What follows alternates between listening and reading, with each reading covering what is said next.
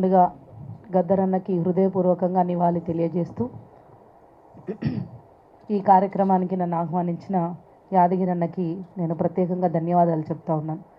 ఎందుకంటే నన్ను గుర్తుపెట్టుకొని 10 రోజుల కిందనే నాకు ఇన్విటేషన్ పంపించిండు. అందుకనే నేను వచ్చినన్న ఇంత ప్రేమగా నన్ను ఆహ్వానించాను గద్దరన్న కార్యక్రమానికి. వేదిక మీద ఉన్న పెద్దలకు, ఈ సమావేశంలో ఉన్నటువంటి మన గద్దరన్న అభిమానులందరికీ కూడా హృదయపూర్వకంగా ఉద్యమాభివందనాలు తెలియజేస్తూ, నేనైతే గద్దరన్నకు ఘనంగా ఇచ్చే నివాళి ఏదన్నా ఉంది అని అంటే ఆ ఆశయాలని మనం కొనసాగించటమే అని నేనైతే భావిస్తూ ఉన్నాను. గద్దరన్న గురించి నాకు అర్థమైంది 2 మాటల్లో నేను చెప్పాలనుకునేది అయితే, ఈ భూప్రపంచం మీద సమస్త మానవాళికి ఏవేవైతే సంబంధాలు ఉంటాయో, ప్రకృతి సంబంధాలు, మానవ సంబంధాలు, ఆర్థిక సంబంధాలు, కుల సంబంధాలు, అన్ని సంబంధాలని తన పాటలో మనకు వినిపించినటువంటి గొప్ప ఆయననిగా నేను ఏ పదం అనాలో నాకు తెలియక నేనైతే విశ్వమానవుడు అని అయితే మాత్రం నేను పెట్టుకున్న పేరు అది. మేమైతే ముందుగా ఎప్పుడైనా నేను మా భర్త శ్రీనివాస్ నేనైతే ఎప్పుడు ఆయనని విశ్వమానవుడు అని మేము అనుకుంటాం. ఖచ్చితంగా చాలామంది నోటి నుంచి కూడా నేను ఇది విన్నాను. నేను ఆయనతో పరిచయం ఏర్పడక ముందు నుంచి కూడా మా హృదయాల్లో ఉన్న మాట ఇది. ఉస్మానియా యూనివర్సిటీ గడ్డ మీద తెలంగాణ ఉద్యమ బిడ్డలుగా మేము పురుడు పోసుకున్నటువంటి సందర్భం నుంచి మమ్మల్ని అంటిపెట్టుకొని కాపాడుకున్నాడు. ఆయన కడుపున పుట్టిన కొడుకులు బిడ్డతో సమానంగా మమ్మల్ని కూడా చూసిండు. యూనివర్సిటీ గడ్డ మీద మమ్మల్ని అందరినీ, ఒక దర్వెల్లన్న కావచ్చు, ఒక కోట సీనన్న కావచ్చు, దుర్గం భాస్కర్ కావచ్చు, మందాల భాస్కర్ కావచ్చు, ఈ బాలలక్ష్మి కావచ్చు, ఇక్కడున్న మా అంజన్న కావచ్చు, ప్రతి ఒక్కరిని కూడా యూనివర్సిటీ బిడ్డలంటే కడుపులా గుండెల్లో పెట్టుకొని చూసిండు. పెద్దనాయన అని పిలుచుకునేది మేము. ఉస్మానియా యూనివర్సిటీ నుంచి మేము తెలంగాణ బిల్లు పెట్టాలని చెప్పేసి ఢిల్లీకి పోతుంటే అన్న భుజం మీద ఉండే ఆ ఎర్ర తువాల నా భుజం మీద వేసిండు. వేసి మనం పేద బిడ్డలం కదా, పైసలు ఉన్నాయి కదా, ఇక ఇది జోల పట్టుకొని అడుకోరు బిడ్డ తెలంగాణ వచ్చేదాకా అని చెప్పేసి అది ఇచ్చి సికింద్రాబాద్ రైల్వే స్టేషన్లో నా మెడల్ వేసిస్తే నిజంగా అది పట్టుకొని ఆ భోగి చివరి నుంచి ఈ భోగి చివరి వరకు తిరిగినామన్నాం మేము. మాకు సరిపోని రానుపోనికి రైలు వచ్చినాయి. ఏంది ఇది, మీరు ఎందుకు ఇట్లా తీసుకుంటారు అని అంటే, మేము గద్దరన్న పేరు కూడా చెప్పినాము, తెలంగాణ బిడ్డలం అని చెప్పినాము, ఉద్యమకారులము, మేము మాకు తెలంగాణ రాష్ట్ర సాధనే ధ్యేయంగా పనిచేస్తూ ఉన్నాము, పార్లమెంట్లో బిల్లు పెట్టాలని చెప్పేసి మా ఆకాంక్షను ప్రభుత్వానికి తెలియజేయడానికి మేము వెళ్తున్నామని చెప్పేసి ఆ సందర్భంగా మరి ఇది ఎందుకు ఇట్లా అని అంటే, మేమందరం కూడా మధ్యతరగతి ఇంకా కింది, ఇంకా బిలో అంటే యావరేజ్ కంటే కూడా ఇంకా బిలో ఫ్యామిలీస్కి చెందినటువంటి వాళ్ళమని చెప్పి వాళ్ళకి చెప్పినప్పుడు, మీకెందుకు మరి ఈ పోరాటాలను అడిగినప్పుడు కూడా మాలోనే ఉంటుంది ఆ చైతన్యం, మాలోనే ఉంటుంది ఆ స్ఫూర్తి. అన్నీ కడుపు నిండినవానికి ఏ సోయి ఉండకపోవచ్చు, కానీ కడుపు ఎండిన వానికి, అణిచివేతను ఎదుర్కొన్న వాడికే చైతన్యం ఉంటుంది, స్ఫూర్తి ఉంటుంది. ఆ చైతన్యము ఆ స్ఫూర్తితోటే మా గద్దరన్న కప్పిన ఈ తువాలతోటి మేము వస్తున్నామంటే అలా చాలామంది గుర్తుపట్టారు గద్దరన్నని.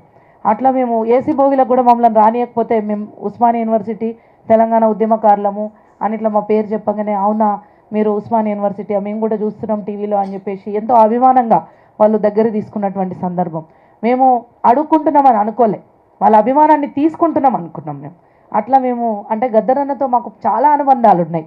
ఉస్మానియా యూనివర్సిటీలో మా మీద ఎప్పుడు లాఠీ విరిగినా, ఇందాక అన్న చెప్పినట్టుగా మేము ఎప్పుడు జైల్లో పడ్డా, మేము ఎప్పుడు దాని మీద పోలీస్ స్టేషన్లో మమ్మల్ని అరెస్ట్ చేసి పెట్టినా కూడా ఊరికొచ్చేది. అట్లా మాకు అటెంట్లు వీకేసినా, మా మీద లాఠీ చార్జ్ జరిగినా, ఏది జరిగినా కూడా గద్దరన్న ఊరికొచ్చేది, ఫోన్లు చేసేది, ఏంద్రా మా పొరాలను పోలీస్ స్టేషన్ లేటికి పెట్టిర్రా అని చెప్పేసి. అంటే ఆయన స్వరంలోనే ఆ ధిక్కారం ఉంటుంది. ఎవరినైనా కూడా ఏం సంగతిరా మీది అనేటువంటి విధంగా మాట్లాడేటువంటి తత్వం ఆయనది. అట్లాంటి ఒక మహానుభావుడిని మనం భౌతికంగా కోల్పోయినాం కావచ్చు, కానీ మన ఆత్మలో ఆత్మగా ఎప్పుడు ఉంటాడు. ఆయన పాటకు ఎప్పుడు కూడా అంతం లేదు. ఆయన పాట, ఆయన మాటే ఇంకా ఇంకా ఇంకా రాబోయే తరాలందరికీ కూడా ఖచ్చితంగా అందుతుంది. ఆ అందాలనేటువంటి తపనతోటే మేమందరం కూడా కలిసి పనిచేస్తున్నామన్నా. నిజానికి తెలంగాణ రాష్ట్ర ప్రభుత్వం కూడా గద్దరన్న పేరు మీద అవార్డును నెలకొల్పడం కావచ్చు, గౌరవనీయులు ముఖ్యమంత్రి గారు ఈ యొక్క అవార్డుని మనం ఇవ్వాలి అని చెప్పేసి ప్రతిపాదన పెట్టి చేసినటువంటి ప్రపోజల్ని కూడా మేమందరం చాలా సంతోషంగా స్వీకరించినాం, అంటే హర్షించినాం, మేమందరం ఆనందపడ్డాం. ఎందుకంటే ఆ పోరాటానికి, ఆ విశ్వమానవుడికి ఇచ్చేటువంటి ఘన నివాళిగా మేము భావించినాము. సబ్బండ కులాలు, సబ్బండ వర్గాలు ఏకతాటి మీద నడవాలంటే మనల్ని కలిపేది మాట, పాటే. ఆ మాటని, పాటని గలమెత్తి ముందుకు నడిపించినటువంటి ఆ గద్దరన్న వారసులుగా మనం అందరం ముందుకు నడుద్దామని, ఈ యొక్క అంశాన్ని మనం తరతరాలకు అందజేయాలనేటువంటి ఆకాంక్ష మాలోను కూడా ఉందన్న. ఇందాక మాస్టర్జీ అన్న మాట్లాడుతూ ఈ చరిత్ర మా భవిష్యత్ తరాలకు అందించడం కోసం నేను ఇవాళ మాట్లాడుతున్నా అన్నాడు. పక్కనే ఉన్న అశోక్ అన్న నేను అడిగిన, అన్న రాసిన రానే అని అడిగితే రాసినం రా చెల్లె అని అన్నాడు. నేనేమంటున్నంటే అన్న, సరే మనమందరం ఇప్పుడు ఇట్లా ఈ పిడికిలు బిగించి 5,000ని 5,000 కలిపి ముద్ద పెట్టుకున్నట్టే 5,000 పిడికిలు బిగించి ఆర్ట్స్ కాలేజ్ ముందు ఉద్యమించిన వాళ్ళమన్నా ఇట్లా 5,000 లాగా మనం కలిసి కట్టుకుంటే ఈ చరిత్రని, ఆ గద్దరన్నని భవిష్యత్తు తరాలకి అందించడంలో మనకు పెద్ద సమస్య ఏమీ కాదు. మీరు లిఖించండి అన్న ఆ చరిత్రని. మన వంతు కర్తవ్యంగా మనం కూడా ఆ చరిత్రని భవిష్యత్ తరాలకు అందించే దిశగా తీసుకెళ్దామని చెప్పేసి నేను ఆ గద్దరన్న వారసురాలనే, ఆ గద్దరన్నకి ఒక బిడ్డ లాంటి దాన్నే. అంటే నేను వచ్చింది కూడా ఉద్యమ బిడ్డగానే. ఎక్కడో మారుమూల ప్రాంతంలో మరిముస్తాల గ్రామం, చేర్యాల మండలం, పాత వరంగల్ జిల్లా, ఇప్పుడు కొమరవెల్లి మండలం, సిద్దిపేట జిల్లా. అక్కడ పేద గౌడన్న ఒక రంగు ఐలయ్య సువర్ణల కడుపున పుట్టి ఇలా ఒక బీసీ కమిషన్ మెంబర్గా ఈ స్థాయికి నేను వచ్చినానంటే నేను ఉస్మానియా యూనివర్సిటీలో చదువుకునేందుకు వచ్చిన, ఉద్యోగం కోసం వచ్చిన 5గురు అక్కచెల్లెళ్ళం మేము. మా చిన్న చెల్లె కూడా ఇన్నే ఉన్నది. ఇక్కడ పక్కనే ఎల్బీ స్టేడియంలో ప్లేయర్, తను హ్యాండ్బాల్ ప్లేయరు. ఈ కార్యక్రమానికి చెల్లె అంటే వచ్చింది. మేము 5గురం ఆడపిల్లలం. నేను ఇంటికి పెద్దదాన్ని అన్న, నాకు అన్నదమ్ములు తోడబుట్టిన వాళ్ళు లేరు, కానీ మీరు అంత అన్నదమ్ములే, అంత గొప్ప అన్నదమ్ములే నాకు ఉస్మానియా యూనివర్సిటీ ఇచ్చింది. ఆ ఉద్యమంలో ఎందుకు నేను ఈ మాట చెప్తున్నా అంటే, ఆ ప్రేమ, ఆప్యాయత, ఉస్మానియా గడ్డ మీద నేను ఒక ఉద్యోగం కోసము చదువుకునేందుకు వచ్చిన దాన్ని ఉద్యమ రూపంగా ఒక ఉద్యమకారిణిగా మారినానంటే ఆ వెనుక ఉన్నటువంటి ఈ సాహిత్యం కావచ్చు, వీళ్ళ పాటలు కావచ్చు, వీళ్ళు ఇచ్చినటువంటి పోరాట స్ఫూర్తి కావచ్చు, అవన్నీ పునికి పుచ్చుకున్న బిడ్డలుగానే తెలంగాణ సాధనోద్యమంలో మేము క్రియాశీలక పాత్ర పోషించినాం. ఇలా ఆ పాత్ర పోషించడం వల్లనే ఇలా ఈ వేదిక మీద నేను ఒక బీసీ కమిషన్ సభ్యురాలిగా నిలబడి మాట్లాడుతున్నాను. ఆ సందర్భంలో ఉద్యమంలో చూసిన రేవంత్ అన్న నన్ను తీసుకొని రాజకీయంగా నిలబెట్టుకొని ఇవాళ ఇంత దూరం తీసుకొచ్చి నన్ను ఒక బీసీ కమిషన్ మెంబర్ని చేసిండు. అంటే ఆ ఉస్మానియా యూనివర్సిటీ ఉద్యమ బిడ్డగా ఉన్న కాబట్టి గద్దరన్న ఉద్యమం, గద్దరన్న విప్లవం, గద్దరన్న ఒక విప్లవానికే కాదు, ఒక సామాజిక ఉద్యమానికి.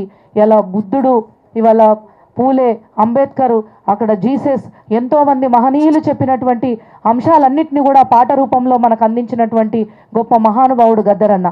ఆ ఉద్యమకారుడికి, ఆ విశ్వ మానవుడికి ఘననివాళి అర్పిస్తూ ఆయన ఆశయాలను కొనసాగిస్తూ మనం ముందుకెళ్దామని చెప్పేసి తెలియజేస్తూ నాకు ఈ అవకాశం ఇచ్చిన మీకు అందరికీ పేరు పేరున్న ధన్యవాదాలు. ప్రతి సంవత్సరం నిజంగా యాదగిరన్న ప్రతి సంవత్సరము ఒకరోజు ముందే చేయన్న, మనం అందరం కన్నుల పండుగగా అన్న జయంతి ఉత్సవాలు చేసుకుందాం. ఎందుకంటే సేమ్ డే మనకు ప్రభుత్వం నిర్వహిస్తూ ఉన్నది. ప్రభుత్వం అధికారికంగా నిర్వహించే కార్యక్రమంలో అందరం ఉంటే బాగుంటుంది. ఇప్పటిదాకా మేము కూడా అక్కడనే ఉన్నాము. మళ్ళీ ఈ కార్యక్రమం అయిపోద్దామని ఇక్కడికి వచ్చినాం. మళ్ళీ ఆడికి పోతామన్నా. ఆడ ఒకసారి మన గద్దరన్న ఫౌండేషన్ వాళ్ళు చేస్తే అక్కడ ఒక 2 మాటలు మాట్లాడి ఇక్కడికి వచ్చిన. ఇప్పుడు అన్న రేవంత్ అన్న వస్తున్నాడు. ఆ మీటింగ్లో మేము పోయి అక్కడ ఉంటాము. అక్కడ కూడా పాల్గొనాలన్నా. ఎందుకంటే అధికారికంగా చేసుకోవడం అనేది గర్వకారణంగా భావిస్తాం మేము ఉద్యమ బిడ్డలుగా. సో ఆ దిశగా మనం ముందుకు పోదామని తెలియజేస్తూ మీరు తీసుకునే ప్రతి కార్యక్రమంలో మీ చెల్లెళ్ళుగా మీ తోడ ఉంటామని చెప్పేసి నేను ఈ సందర్భంగా తెలియజేస్తూ ధన్యవాదాలన్న. మరొకసారి జోహార్ గద్దరన్నకి, జోహార్ గద్దరన్నకి. గద్దరన్న వారసత్వాన్ని కొనసాగిస్తామని తెలియజేస్తూ జై భీమ్.